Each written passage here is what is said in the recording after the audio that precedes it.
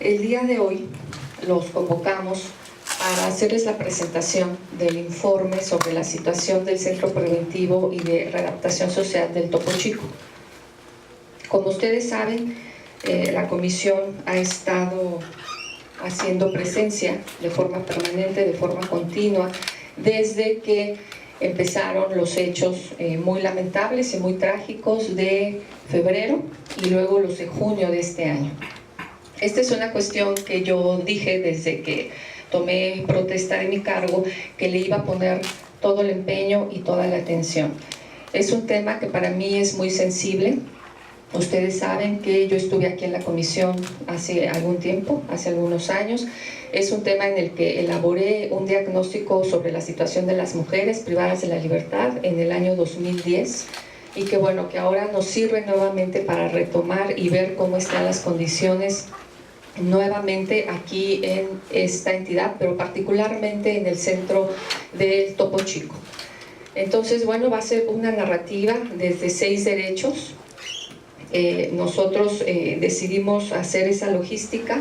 Es derecho a la normatividad aplicable, derecho al trato digno, derecho a la alimentación, derecho a la salud, derecho a la vinculación y reinserción social y el derecho a las actividades educativas y deportivas. Sobre esos 6 ejes es que va a girar nuestro informe y de igual manera van a ser las propuestas en cada uno de estos derechos. Entonces, la idea con este informe, vale la pena destacar que no es un informe vinculatorio, ¿sí? no es obligatorio, pero pretende abonar a resolver los problemas, los graves problemas que tiene este centro penitenciario, abonar en soluciones que espero que la autoridad pueda tomar en cuenta, y también pretende abonar a la investigación que está haciendo la CNDH. Ustedes recordarán que con estos acontecimientos, tanto de febrero como de junio, si bien nosotros iniciamos una investigación de oficio, la queja fue atraída por la CNDH como parte de su competencia. Ellos están integrando la queja y ellos seguramente en su momento emitirán la recomendación correspondiente. Pero nosotros, con todas las evidencias que tenemos, recabamos información de los internos, recabamos información de las autoridades y nuestra propia observación, así como las quejas que aquí tenemos, las solicitudes de gestión que hemos tramitado, nos permite tener una radiografía clara sobre la situación de este centro penitenciario. Entonces, bueno, un poco para decirles cómo se compone este trabajo, además de los derechos, empezaremos por decirles que hay un fundamento normativo, un apartado de normatividad internacional que le da sustento, todo el sistema universal de protección de derechos humanos, el sistema interamericano también lo contemplamos para hacer nuestro análisis y por supuesto nuestra legislación local. Ustedes van a encontrar en los links ahí en el trabajo, en la versión digital, para no decirles aquí toda la normatividad, ustedes ahí la podrán consultar. Quiero decirles que el siguiente apartado habla un poco de los antecedentes históricos de este centro penitenciario. Vale la pena destacar que es un centro ya muy antiguo, tiene más de 70 años, 73 años para ser exactos, se inauguró en 1943. Entonces, a partir de ahí podemos ver que es un penal que ha ido creciendo conforme a las necesidades inmediatas, pero no con base en una planeación estratégica. Cuando se construyó, pues evidentemente estaba fuera de la ciudad. Sin embargo, con el crecimiento de la mancha urbana, de la creciente urbanización, el penal ya quedó dentro de la zona metropolitana de esta ciudad, ¿no? Tan es así que tenemos ya incluso una estación del metro por ahí casi enfrente de su entrada. Una de las constantes demandas, incluso desde que se crea este penal por ahí de los años 70, es justamente la sobrepoblación. Si vemos la gráfica, tomamos solamente unos años hacia atrás, de 2011 para acá, vemos una sobrepoblación incluso superior al 100%. Si bien actualmente en nuestras visitas que hicimos de abril y la más reciente de junio no encontramos sobrepoblación, Bueno, encontramos que está al límite, ¿sí? Que con una cantidad mínima y ya el centro está rebasado. Entonces, por eso nosotros consideramos este punto importante y les damos esa gráfica un poco como antecedente. También destacar que en este penal, ustedes saben, es el único que alberga mujeres. De los 3 que hay en Nuevo León, este centro es el único que tiene un área destinada para mujeres. Justamente les comentaba del diagnóstico que elaboré en el 2010, donde hacemos cuenta de las carencias, tanto de estructura como pues de todas las necesidades laborales, educativas que padece esta población. No han cambiado, ¿sí? Debo decir que desde 2010 que se elaboró ese diagnóstico a la fecha, realmente las condiciones no han avanzado en nada para este grupo de población. Al no haber sido diseñado para sus necesidades, pues nos encontramos que carece de cosas básicas. Por ejemplo, no tiene un área destinada para los niños y niñas menores de 3 años. Algo tan simple como eso, o un área médica destinada solo para mujeres, tampoco hay. Este centro penitenciario, por los problemas que ha tenido, ha llamado la atención incluso de organismos internacionales como la Comisión Interamericana de Derechos Humanos, que en el informe del año pasado, del 2015, en el informe sobre la situación de los derechos humanos en nuestro país, comenta la situación de este centro penitenciario y ya lo refiere como donde hay un manejo de los internos. Ellos son quienes golpean y privan de la vida a otros justamente por no pagar cuotas. Esto, bueno, pues se hizo evidente, lo vimos en los acontecimientos de este año. Entonces, esto es solamente la parte introductoria, ya nos vamos a ir ahora sí derecho por derecho, y le pediría a Irma, por favor, si nos vamos al primer derecho, que son las obligaciones, las responsabilidades normativas que tiene la autoridad, ¿no? Aquí, como el nombre lo indica, en esa responsabilidad normativa la autoridad debe tener el control del centro penitenciario, de cumplir con todas las normatividades aplicables, que son las que vimos en esta primera parte, tanto la parte internacional de la ONU como el sistema interamericano. Entonces aquí encontramos que con estos 2 acontecimientos del 11 de febrero y del 1 de junio, donde murieron 52 personas y otras más resultaron heridas, con esto se puso en evidencia que el derecho a la vida y a la integridad y seguridad personal de las internas y los internos no está garantizada. Nosotros consideramos estos 2 eventos muy lamentables, muy condenables, y también nos hace ver que no se están cumpliendo las normas de mando y de control por parte de la autoridad penitenciaria. Hemos documentado también como parte de esta aseveración, nosotros observamos hechos de tortura. Hay tortura dentro del centro penitenciario, tenemos algunos casos que hemos documentado, tortura causada de internos hacia otros internos. Tenemos casos aquí también, lo cual evidencia nuevamente esta falta de control de la que estamos hablando. También en parte de esta falta de normativa, vemos que el personal de seguridad y custodia no es el suficiente, no es el adecuado. ¿Qué pasa ahí? Que en la medida que si no tenemos a alguien que imponga la disciplina al interior del centro penitenciario, si no lo dotamos de herramientas, que esté debidamente capacitado, si además no le pagamos un sueldo adecuado al riesgo que está corriendo, entonces vamos a tener únicamente las personas que se quieran pues meter de custodios, que no son ni las más preparadas, ni las más aptas, ni las que están mejor pagadas. Es más, incluso podemos ver en toda esta cadena de seguridad pública, donde a las demás policías se les prepara, se les puede dar un sueldo, mejores prestaciones, pero los custodios siempre son los últimos en ese eslabón, ¿sí? Entonces también ahí hay que poner énfasis, si queremos tener un centro penitenciario debidamente controlado, hace falta tener personal suficiente y capacitado.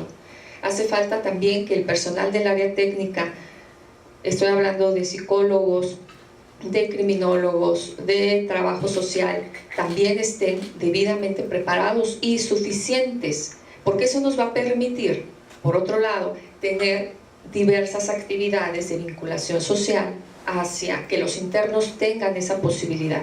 Si no hay personal técnico, va a ser muy difícil que contemos con esas actividades extras para los internos e internas. Bueno, ya vimos ahí, esta falta de control también la vemos, por ejemplo, en el tránsito, ¿no?, que tienen los internos de un dormitorio a otro. Ustedes seguramente lo vieron, hay tomas del penal cuando fueron los hechos, la forma que tiene el centro penitenciario, cómo está, de tal manera que ellos se pueden desplazar en todas las áreas del centro, ¿sí? No hay esa restricción de circulación. Y esto pone en evidencia también que no hay un control. Sí, también el uso del uniforme, por ejemplo, ahora en las visitas, en los recorridos que fuimos, nos percatamos de que no es una constante, ¿sí?, de que hay muchos internos que no portan el uniforme. Esto es una medida al final de disciplina. No hay tampoco una separación entre procesados y sentenciados, que también ahí se está incumpliendo la normatividad, no nada más nacional que señala la Constitución, sino también los instrumentos internacionales.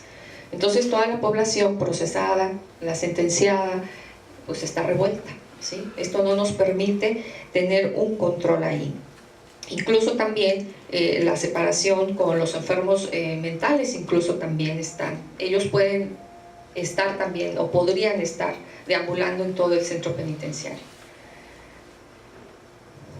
Creo que sería hasta ahí de ese derecho. Nos vamos al derecho al trato digno. El trato digno, ustedes podrán ver que son las condiciones básicamente de estancia, las condiciones mínimas que deben tener las personas privadas de la libertad para que puedan estar con un trato digno.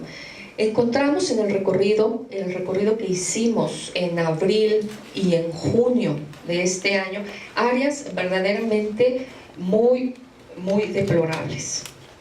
Se las voy a mencionar. En áreas de hacinamiento, la unidad de reflexión, de observación, transitoria, área de mujeres 2 y el ambulatorio 13. En el recorrido de una de estas áreas, si mal no recuerdo, fue la unidad de reflexión, donde una estancia que es para 2 personas, o que debería ser para 2 personas, encontramos que había ahí 16 internos. Ustedes se podrán imaginar la forma en que podrían estar acomodadas 16 personas en una estancia destinada solo para 2, con escasa ventilación, con un calor verdaderamente insoportable, sin posibilidad de poder salir al patio para transitar, para levantar las piernas, para estirarse. Estos internos están en esa área porque necesitan que se garantice su integridad física. Ellos han solicitado de alguna forma estar en resguardo porque temen estar en la población general. Nuevamente encontramos que si hubiera un control efectivo, no tendría por qué haber esta área tan densa, y no tendría por qué haber entonces peligro para que la población pueda estar libremente en los dormitorios que les corresponden. No hay suficientes camas, también encontramos colchones tirados en el piso. Hay también quien no tiene donde dormir, eso también lo encontramos, varios internos nos lo manifestaron. En una estancia donde solamente caben 2 y meter ahí 16, pues ni siquiera caben los colchones para que se puedan acostar, ¿no? Entonces pernoctan, duermen en la taza del baño, o parados, o tal vez amarrados incluso para que no se caigan. Los servicios sanitarios no son suficientes, están en condiciones pésimas de higiene. Las regaderas también no hay, a veces nada más está el tubo de la regadera. La iluminación de igual forma no es suficiente, y mucho menos la ventilación artificial. Y bueno, aquí con el clima que tenemos en esta ciudad, sí es una cuestión indispensable el que haya un clima o ventiladores, al menos. Muy bien. le damos derecho a la alimentación. Ha sido una constante desde que nosotros acudimos al reclusorio. Una constante es los alimentos. Los alimentos siempre nos dicen que son de pésima calidad, tienen mal sabor y además no son suficientes, ¿sí? No todos los internos tienen la posibilidad de que su familia les lleve comida. Hay horarios en que los familiares que pueden acuden al centro penitenciario y se les permite que puedan pasar alimentos.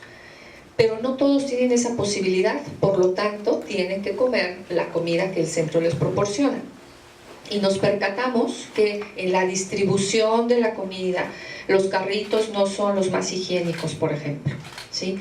Que no todos alcanzan, que donde ellos van y les sirven los alimentos son recipientes que son muy variados, que son los que ellos consiguen, no son los que el centro les proporciona. Y las cantidades no siempre son las mismas para todos, de tal manera que no siempre todos alcanzan. Y no hay un menú variado tampoco, ¿sí? Vemos que la comida casi siempre es la misma. De hecho, para las personas, por ejemplo, que están enfermas de diabetes, tampoco hay un menú especial. Sí, con ellos sí sería necesario que no comieran ciertos alimentos, pero bueno, para ellos no hay esa posibilidad, y si su familia además no les da estos alimentos, bueno, pues ellos pondrían en riesgo su salud porque no están comiendo lo que necesitan para su enfermedad. Bueno, ahí estamos mostrando algunas imágenes de lo que encontramos en nuestros recorridos. En el derecho a la salud, esta es un área con una gran oportunidad. ¿Qué pasa aquí? Encontramos que no hay médicos suficientes, que no hay personal de enfermería tampoco suficiente. En el caso de las mujeres, nuevamente quiero hacer el énfasis, cuentan solamente con un ginecólogo que va una vez por semana, y para todas les da pues la atención para las que alcancen, ¿verdad? No hay campañas de prevención de enfermedades. Esto es muy importante porque a veces por el clima, por el calor, por las mismas condiciones antihigiénicas es necesario que haya campañas de prevención. Siempre va a ser mejor prevenir que invertirle a la rehabilitación o al tratamiento de una enfermedad.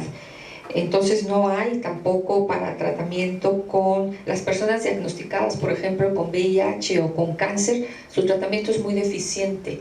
Nos encontramos incluso en el recorrido anaqueles vacíos, anaqueles sin medicamentos. Bueno, por ahí están las imágenes. En el área nuevamente de las mujeres, es que debo decirles, hay dos áreas de mujeres. Una es el área que sabemos que es el área de mujeres normal, por así llamarlo, pero además hay otro anexo para las mujeres que se le llama área de mujeres 2. Es un área que las condiciones son mucho más pequeñas, donde también están hacinadas, y ahí particularmente en esa área de mujeres 2 no hay un espacio para la atención médica. A esas mujeres no las pueden sacar al servicio médico de los hombres tampoco, ¿sí? Entonces ellas están, podemos decir que sin tratamiento médico. Con ellas es más difícil poderlas atender.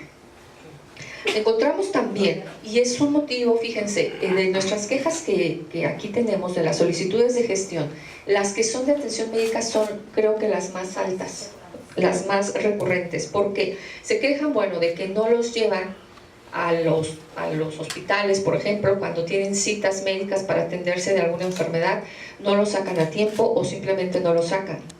Y a veces, estando ya ahí en el hospital, la persona que los lleva no se hace cargo de saber si efectivamente fueron atendidas o no. A veces se han regresado sin que siquiera el médico los haya visto. No hay un control ahí para saber efectivamente que se le dio la atención a la persona. Quiero aquí hacer un énfasis en este derecho a la salud. Además de todo lo que les he comentado de las carencias, particularmente quiero señalar el caso de los enfermos que tienen algún padecimiento mental. Porque si bien las condiciones para el resto de la población, como ya lo mencioné, no son las más dignas, En el caso de los enfermos mentales, la situación se agrava. Están en una situación de abandono y de suciedad. Aquí es necesario que la autoridad ponga muchísima atención. No hay medicamentos suficientes para los enfermos psiquiátricos. Si no hay medicamentos para las demás enfermedades, en el caso de los pacientes psiquiátricos esto se agrava, porque tampoco hay médicos psiquiatras suficientes. A veces no quieren entrar los médicos al área psiquiátrica, sí, les da miedo, o a veces si hay alguna crisis es más fácil que al interno lo lleven al área médica a que el médico ingrese al centro preventivo. Esta es una situación de mucho descuido y que es necesario que la autoridad atienda de manera inmediata incluso. Nos vamos con otro derecho, que es el derecho a la vinculación y a la reinserción social. Es lo que tiene que ver con la vinculación que tienen los internos hacia el exterior, el contacto con sus familias, con sus amigos, con sus amistades. Hay teléfonos, sí, pero no todos funcionan. Y en los casos, por ejemplo, de estos dos eventos de febrero y de junio, se hizo muy evidente la crisis de comunicación porque no había líneas para que ellos pudieran comunicarse, ¿no? Y esto lo vimos con el conflicto que se creó con las familias porque no sabían lo que estaba pasando con sus familias, con sus internos, con sus internas. No hay tampoco un espacio adecuado donde la familia pueda convivir cuando van a visitarlos. Están en la explanada, pueden estar en todos lados, incluso en las celdas también, pueden ahí convivir. No hay techos, no hay bancas para que ellos puedan ahí estar un rato con la familia. Esto es muy grave porque ponen en riesgo a la propia familia, pero también a la población penitenciaria, porque entonces la persona que ingresa puede estar libremente en todo el centro. ¿Sí? Esto no es control, esto no es seguridad, ni para la familia, ni mucho menos para la población interna. En otro derecho, las actividades productivas y educativas. También aquí vemos que la oferta de trabajo no es suficiente para toda la población. Nuevamente, para las mujeres y para toda la población masculina no es suficiente, mucho menos lo es para las personas, para las mujeres, ¿sí? Para ellas no hay industria. La poca industria que puede haber es para los hombres. No es suficiente tampoco. A ellos se les paga incluso menos que el salario mínimo o lo que se paga fuera, cuando están haciendo un trabajo igual, con las mismas horas que una jornada de trabajo normal, pero no se les paga lo que se paga fuera. Y para las mujeres simplemente no hay este trabajo de industria penitenciaria. Es verdad que tienen otras actividades, ¿sí? Pero esas actividades que son las manualidades, que son siempre estos estereotipos de género, no les van a permitir con eso tener un trabajo o capacitarse, para una vez que salgan de la prisión. Las condiciones de seguridad e higiene que nos encontramos en las empresas que hay ahí, pues tampoco existen, no hay condiciones, no tienen el equipo para evitar algún posible accidente también para ellos. Por las clases, las instrucciones escolares, la verdad es que no se encuentran tampoco cursando actividades escolares, no hay tampoco actividades culturales para la población, ni alguna otra actividad que los pueda vincular con el exterior. Creo que hasta ahí terminamos. Esa es la parte de cómo encontramos. Quiero decirles, esto es solamente algunos puntos que estamos destacando. En el informe, cuando ustedes lo vean, está más amplio, es más completo. A partir de ahí, de cada uno de esos derechos, nosotros entonces hacemos las siguientes propuestas. Por lo que hace a la responsabilidad normativa, nosotros estamos planteando que se planee la clausura definitiva de las operaciones del penal, tal como ahora se llevan a cabo. ¿Esto qué significa? Lo que estamos proponiendo es que se pondere la factibilidad de construir nuevas edificaciones que ayuden a paliar un poco las condiciones que tiene el centro actualmente. ¿sí? O que se inviertan los recursos en la construcción de un nuevo centro penitenciario. Aquí la autoridad tiene que evaluar qué es lo mejor, tanto para el tratamiento de la población penitenciaria como en costos. ¿Qué sale mejor? Reorganizar el centro tal como está, habría que invertirle una fuerte cantidad, o si no, entonces construir un nuevo centro con todas las modalidades y todas las especificaciones arquitectónicas que debe tener un centro. Otra idea que nosotros estamos proponiendo es que las instalaciones se usen únicamente para las personas del sexo femenino, pueda adecuarse a sus características, a sus necesidades. Podemos también señalar que estas instalaciones se aprovechen solo para las personas que están sujetas a prisión preventiva, es decir, para las personas procesadas. Y podemos aprovechar que a un lado están los juzgados, ¿no? Y además por la ubicación que tiene el centro penitenciario, esta podría ser otra opción. Se pueden aprovechar los terrenos también para la construcción de instancias con el nuevo sistema de justicia penal, tanto del fuero común como del fuero federal, estableciendo salas de juicios orales, de la Defensoría Pública. Podemos tomar una referencia que hay en España, el proyecto de la Ciudad de Justicia en Madrid, donde están todos estos edificios que les menciono, si es que se decide que se construya un nuevo centro. Y en caso de que se decida construir un nuevo centro penitenciario, nosotros estaríamos sugiriendo que se cree una especie de comité conformado con los especialistas de organismos públicos de derechos humanos, como la CNDH, como la Comisión Interamericana, como el Poder Judicial también. Es decir, que sea un centro debidamente planeado y diseñado para las necesidades de la población penitenciaria. Otro punto que quiero destacar, como se los mencioné hace rato, sobre la población que tiene una enfermedad mental. Esta población, los internos e internas con enfermedades mentales, deberán cumplir con las medidas de seguridad, pero en un lugar separado del centro penitenciario, ¿sí?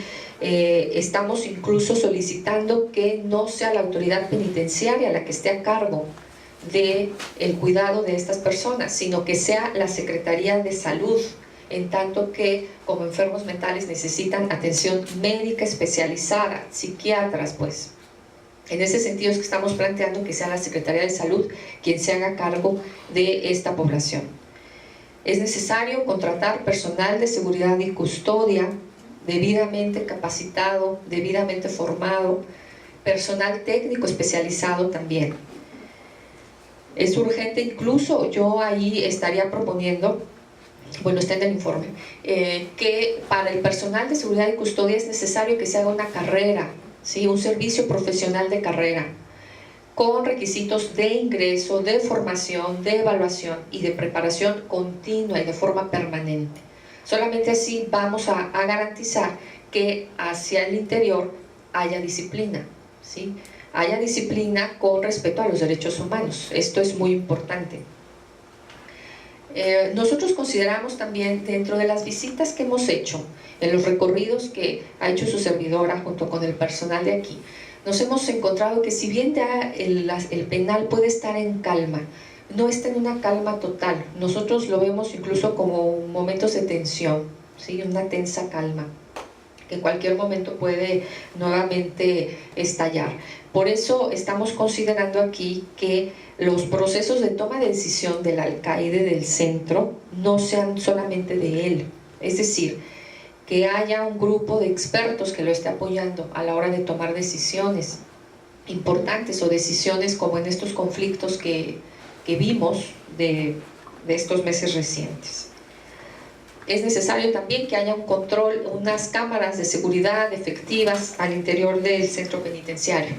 Es verdad que ya pusieron, ¿sí? Y que ya hay en algunos lugares, pero no en todo el centro penitenciario. Todavía es necesario que las cámaras en lugares estratégicos se puedan instalar. Esto va a permitir que cuando haya un evento, de inmediato la autoridad pueda actúe de inmediato. Por lo que hace al derecho al trato digno, estas condiciones que vimos de hacinamiento, nosotros ahí lo que estamos proponiendo es que estas unidades se clausuren o que se modifiquen con urgencia estos 5 espacios, los que ya mencioné: la unidad de reflexión, de observación, la transitoria, el área de mujeres 2, que es como anexo del área de mujeres que les comento, y el ambulatorio 13. Es necesario que todos tengan un lugar donde dormir, pero que sea un lugar digno. Sí, me refiero a que tengan, además del espacio vital, que tengan cama, que tengan una colchoneta, que tengan sábanas. Esto es importante por cuestiones de salud, ¿sí? No tanto por cuestiones de, habrá quien diga, es mucha la comodidad. No, es una cuestión de trato digno y es una cuestión de salud también. Por supuesto, tiene que haber las instalaciones de baños necesarias, suficientes, en buenas condiciones, donde ellos puedan asearse, porque si no, entonces eso hace que también haya enfermedades. Que haya lugares donde ellos puedan ejercitarse en la medida de lo posible. Tienen espacio, tienen canchas, sin embargo no están debidamente habilitadas para que ellos puedan hacer ejercicio. En el derecho a la alimentación, pues ahí lo que estamos proponiendo es que haya comida, que se prepare con higiene, que se reparta adecuadamente, que la calidad sea la necesaria, que sea la adecuada. De igual forma, todos los utensilios y el equipamiento de la cocina debe estar con higiene, deben trasladarse de manera higiénica los alimentos. En el carrito donde los llevan, a veces no son los más limpios, ni están en las mejores condiciones. Entonces, desde que sale a la cocina hasta que llega al dormitorio, pues ahí ya se contaminó, ¿verdad? O se va cayendo incluso, o a veces no llega completa. No llega completa, en el camino sufren ahí bajas en la comida. En el derecho a la salud, el derecho a la salud, como se los mencioné, es una gran área de oportunidad. Y esto va desde que haya medicamentos suficientes, personal médico capacitado, adecuado, suficiente, así como campañas de prevención de las diversas enfermedades que hay en el centro y que no son debidamente atendidas. Las personas que incluso ya tienen algún padecimiento de cáncer, VIH, es necesario también que a ellos se les dé este tratamiento especializado. Es necesario también que se dote de medicamentos psiquiátricos. Mientras tengan a una población psiquiátrica dentro del centro penitenciario, es necesario que esté debidamente atendida, porque es la población que está muy, muy olvidada. Lo mismo para las mujeres, es necesario que haya personal médico adecuado, mujeres que las atiendan, que haya más mujeres, más ginecólogas, en el área concretamente de mujeres 2, que pueda ingresar personal médico femenino para atenderlas. También deben establecerse estos protocolos de seguridad. Miren, cuando lleven a los internos, a las internas a algún hospital, que son acompañados por personal de seguridad y custodia, y esta parte de que llegan y casi se les olvidan o no saben si fueron atendidos, ahí deben establecerse protocolos para saber que efectivamente la persona que es trasladada a un hospital, cuando la sacan, regresa ya con la atención que debe tener, porque si no, a veces no los atienden. El derecho a la vinculación y a la reinserción social, pues es el contacto con el exterior, es el contacto que va a permitir que las personas privadas de la libertad puedan seguir en comunicación con sus seres queridos. Es una parte muy, muy importante para esta reinserción social, que haya teléfonos suficientes, que se garanticen espacios adecuados donde la familia pueda realizar su visita, donde puedan convivir un rato con ellos, donde puedan incluso tomar alimentos de forma digna. Es necesario que estos espacios cuenten con esas adecuaciones necesarias para que se fortalezcan los vínculos sociales y también afectivos, que al final les van a ayudar a ellos en su reinserción social. Y finalmente, el derecho a las actividades productivas y educativas es necesario si queremos, como parte de este tratamiento de reinserción social, que la población tenga una actividad productiva, es necesario entonces que la industria penitenciaria pueda ingresar al centro de tal manera que sea para toda la población, con actividades pues que les puedan dejar algo para cuando salgan de la prisión, con oficios, y que sea también remunerada, debidamente remunerada, como lo es en el exterior, porque ellos también están realizando una actividad laboral similar a como es afuera.